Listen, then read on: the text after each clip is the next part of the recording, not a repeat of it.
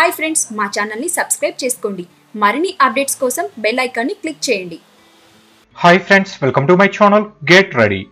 ఏ hero చేయని సాహసం mass మహారాజా రవితేజ చేస్తున్నాడా? ఇంతవరకు తన కెరీర్లో చేయని రోల్ ఇప్పుడు చేస్తున్నాడా అంటే అవుననే సమాధానం వస్తుంది. రవితేజ హీరోగా విఐ ఆనంద్ డైరెక్షన్లో డిస్కో రాజా నిర్మితమవుతున్న విషయం తెలిసిందే. విఐ ఆనంద్ సినిమాలు రెగ్యులర్ సినిమాలకు భిన్నంగా ఉంటాయి.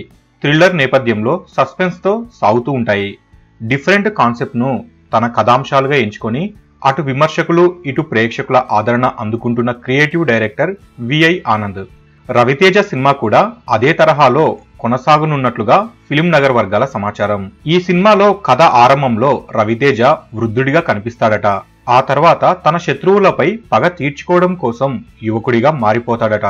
వృద్ధుడిగా ఉన్న ఆయన యువకుడిగా ఎలా మారిపోతాడనేదే సస్పెన్స్ అనేసి అంటున్నారు. ఇలా ఓ కొత్త కాన్సెప్ట్ తో ఉన్న కారణంగానే ఈ సినిమా చేయడానికి వెంటనే రవితేజ గ్రీన్ సిగ్నల్ ఇచ్చేశాడు అనేసి అంటున్నారు. థ్రిల్లర్ నేపథ్యంలో సాగే యాక్షన్ మూవీగా ఈ కథ సాగుతుంది అనేసి సమాచారం. ఇక మంచి విజయం కోసం ఎదురు చూస్తున్న రవితేజ ఈ సినిమాతో తనకు తప్పకుండా మంచి హిట్ తెచ్చిపెడుతుంది అనేసి నమ్మకంతో ఉన్నట్లుగా తెలుస్తుంది. ఆయన నమ్మకాన్ని ఈ సినిమా నిలబెడుతుందేమో వేచి చూడాలి.